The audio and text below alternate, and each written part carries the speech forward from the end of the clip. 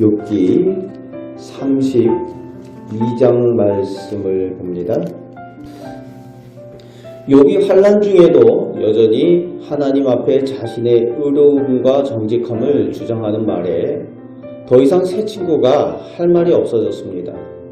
그리고 오늘 본문에 새로운 사람이 등장을 하는데 부스 사람 엘리후라는 비교적 젊은 사람이 등장을 합니다. 이 사람이 1절부터 5절 말씀에 보면은 새 친구보다 젊기 때문에 욥과 새 친구가 논쟁하는 것에 예의를 지키고 또 겸손함으로 끼어들지 않고 있다가 더 이상 욥의 말에 새 친구가 항변하지 못하는 모습을 보면서 정의감에 불의를 참지 못하고 화를 내면서 말한다라고 되어져 있습니다.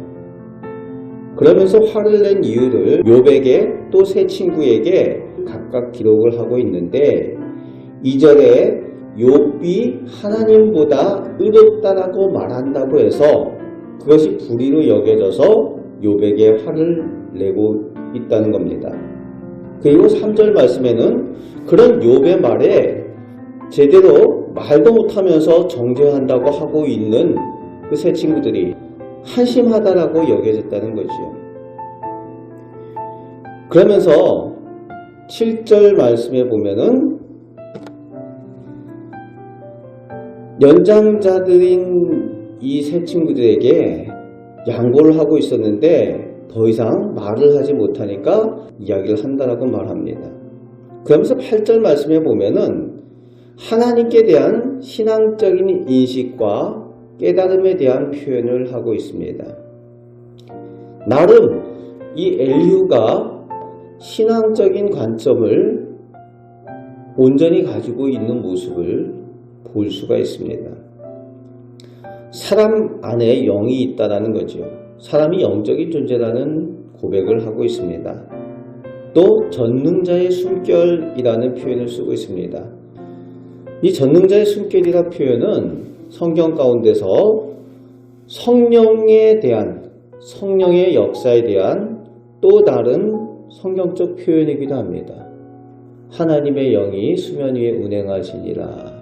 그리고 사람에게 생명을 불어넣으시는 하나님의 숨결에 대해서 바람같이 행하시는 성령의 역사들, 이 전능자의 숨결이라는 표현을 쓰는 이 엘리후가 성경적인 표현을 쓰고 있습니다.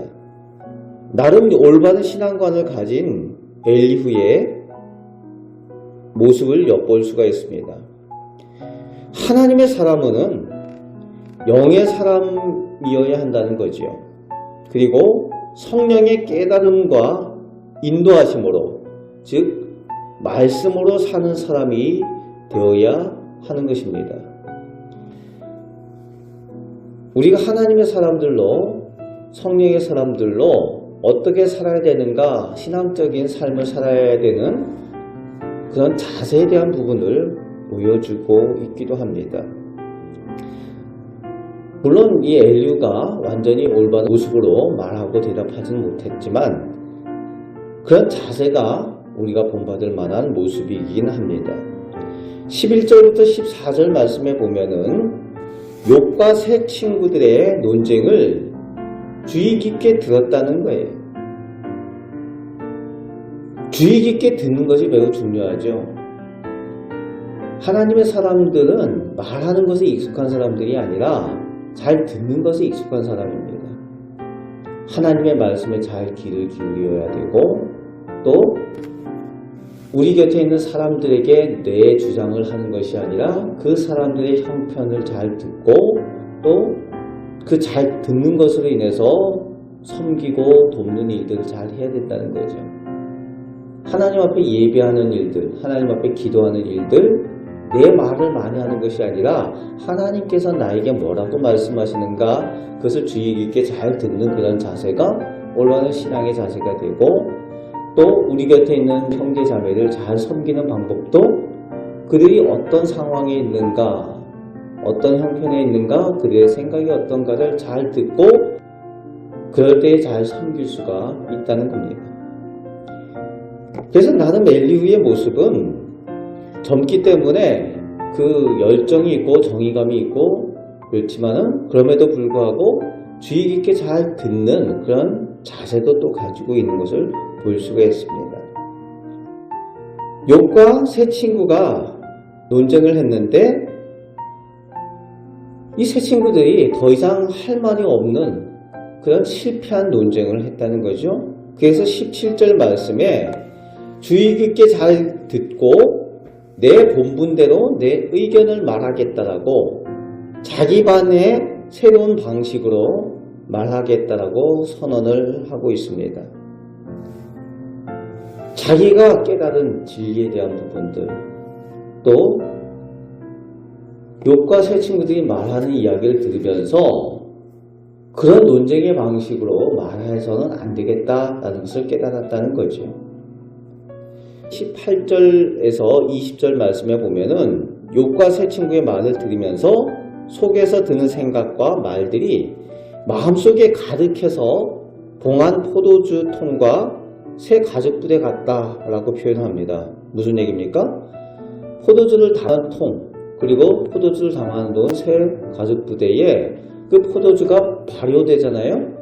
발효돼서 부글부글 끓으니까 터지게 됐다는 거죠. 욥과 세 친구의 말하는 것을 들으면서 내 속에서 드는 생각들, 그 말들이 가득 찼는데 그게 터질 지경이 됐다는 거예요. 견디다 못해서. 얼마나 답답했겠습니까? 그래서 20절에 보니까 말이야 시원하겠다라고 그래서 말한다는 거죠. 즉 엘리의 모습은 우리가 이제 장기 두는 사람들, 바둑 두는 사람들이 이렇게 두고 있으면은 그 옆에 서서 훈수 두는 사람들 그 모습하고 비슷하죠? 두 사람은 안 보이는데 훈수 두는 사람의 눈에 보이는 거죠. 네, 그런 모습으로 지금 엘리후가 그 관점에서 새로운 시각으로 새로운 관점에서 말을 해야 되겠다. 그래야 제대로 된 말을 할 수가 있겠다라고 말한다는 겁니다. 젊은 사람 엘리후가 나름 올바른 신앙관을 가지고 정의감을 가지고 자기의 말을 하겠다라고 이야기를 하는데 오늘 본문 말씀 가운데 주의 깊게 봐야 될 것은 21절, 22절입니다. 그가 말하긴 하는데 사람의 낯을 보지 않고 또 사람에게 영광을 구하지 않겠다라는 겁니다. 사람의 영광을 구하지 않겠다. 중요한 말이죠. 친구들이 욥에게 정죄하면서 말하는데 자신들이 가지고 있는 경륜이나 자신들이 가지고 있는 지식 그리고 자신들이 가지고 있는 은사에 대한 것들을 자랑을 하거든요. 그것을 토대로 욥에게 압박을 했습니다. 자신의 영광을 나타내는 욥의 그 세 친구들의 모습을 보면서 올바르지 않다라고 생각을 한 거죠. 올곧은 자세를 가지고 있는 이 엘리후의 모습을 보고 있습니다. 또 아첨하지 않겠다는 거예요. 올바른 신앙을 가진 사람들은 사람을 바라보는 것이 아니죠. 하나님을 바라보는 겁니다. 그래서 나를 지으신 하나님에 대해서 자기가 올곧게 서 있다는 것을 고백을 하고 있습니다. 나를 지으신 이라는 표현을 쓰고 있습니다. 이 엘리후가 욥에 대한 올바른 대답을 하지는 못할지라도 이 신앙의 자세가 오늘 우리 신앙인들이 본받아야 될 하나의 모습이기도 합니다. 이 엘리후의 모습을 통해서 올곧은 신앙인의 모습이 어떠한 모습인가? 사람의 낯을 보거나 사람의 영광을 구하거나 또 사람에게 아첨하는 그런 것이 아니라 오직 하나님께 집중을 하고 또 하나님의 말씀에 잘 귀를 기울이며 올곧은 신앙으로 살아갈 수 있는 우리 하나님의 백성이 되어야 될 줄로 믿습니다. 오늘 말씀을 통해서 우리가 본 올곧은 신앙의 모습을 오늘도 우리가 기억하며 성령의 인도하심과 말씀에 따라 능력의 삶을 살아가시고 신앙의 삶을 살아가시는 우리 성도들 되시기를 주님의 말씀으로 축복합니다. 아멘. 기도하겠습니다.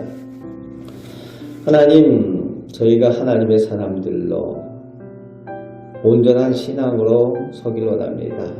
성령의 인도함을 따라 말씀을 따라 살아갈 때에 또 신앙생활 할 때에 하나님께 오직 영광을 돌리는 신앙생활을 하게 되는 줄 믿사오니 주님께 오직 영광 돌리며 주님께서 기뻐하시는 저희들 삶이 되게 하여 주옵소서. 그 가운데 하나님께서 은혜 베푸심을 저희가 눈으로 보게 하여 주옵소서. 오늘도 저희와 함께 하시는 줄 믿습니다. 우리를 사랑하시는 예수 그리스도의 이름으로 기도하옵나이다. 아멘.